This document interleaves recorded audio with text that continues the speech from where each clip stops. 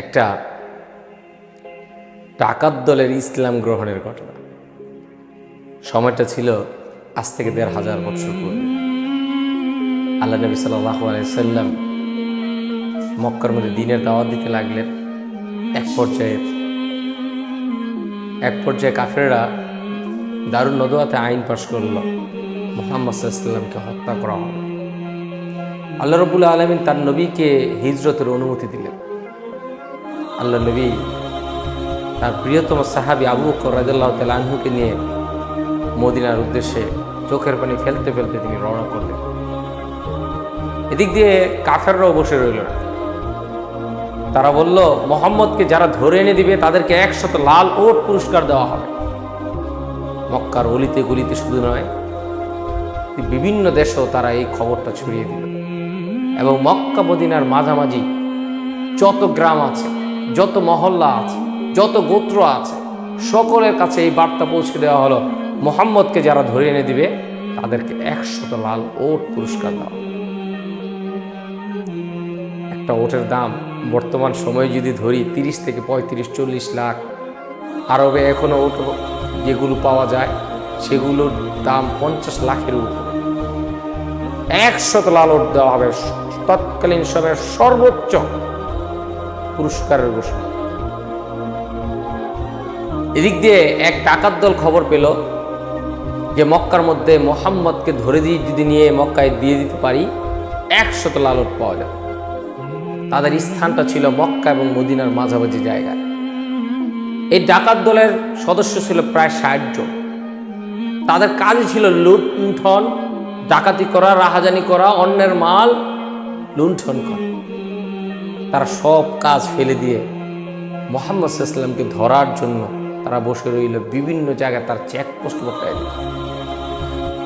এক পর্যায়ে মদিনার কাছাকাছি জায়গায় মুহাম্মদ সাল্লাল্লাহু আলাইহি সাল্লাম চলে আসলেন। এদিক দিয়ে ডাকাত দল খবর পেল মুহাম্মদ সাল্লাল্লাহু আলাইহি সাল্লাম এবং তার সঙ্গী সাথী তারা এদিক দিয়ে যাচ্ছে। ডাকাত দল খবর পেল মুহাম্মদ সাল্লাল্লাহু আলাইহি সাল্লাম এবং তার সঙ্গী সাথী এদিক দিয়ে যাচ্ছে।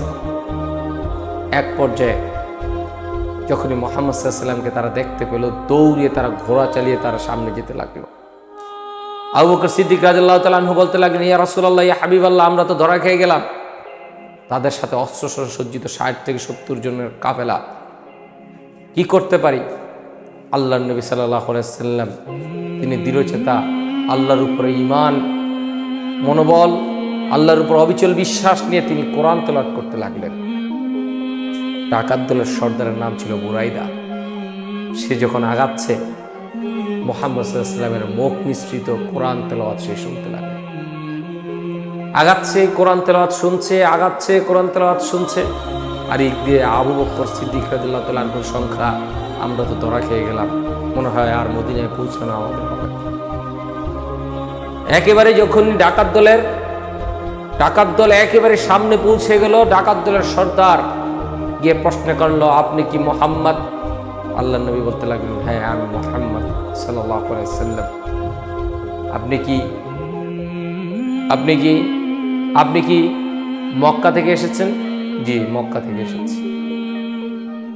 কথা বাদ দিয়ে ডাকাত দলের সর্দার বলতে লাগলো, আপনি একটু আগে কি তেলাওয়াত করতেছিলেন, একটু আমাকে একটু শোনান। আল্লাহর নবী তাকে আবার কোরআন তেলাওয়াত শোনালেন। সাথে সাথে ওই ডাকাত দলের সর্দার বলতে লাগলো, ইয়া রাসূলুল্লাহ, ইয়া হাবিবাল্লাহ, আপনার হাত দেন, এই হাতে হাত রেখে আমি কালিমা পড়ে মুসলমান হতে চাই। তখন ওই ডাকাত দলের সর্দার এবং ডাকাতরা সবাই আল্লাহ রসুলের হাতে হাত রেখে বলল, আশহাদু আল্লা ইলাহা ইল্লাল্লাহ ওয়া আশহাদু আন্না মুহাম্মাদান আবদুহু ওয়া রাসূলুহু। ডাকাতরা হয়ে গেল ইসলামের খাদেম। আর ঘোষণা করলো ডাকাত দলের সর্দার, ইয়া রাসূলুল্লাহ, ইয়া হাবিবাল্লাহ, আমরা এখন আপনার সামনে যাব।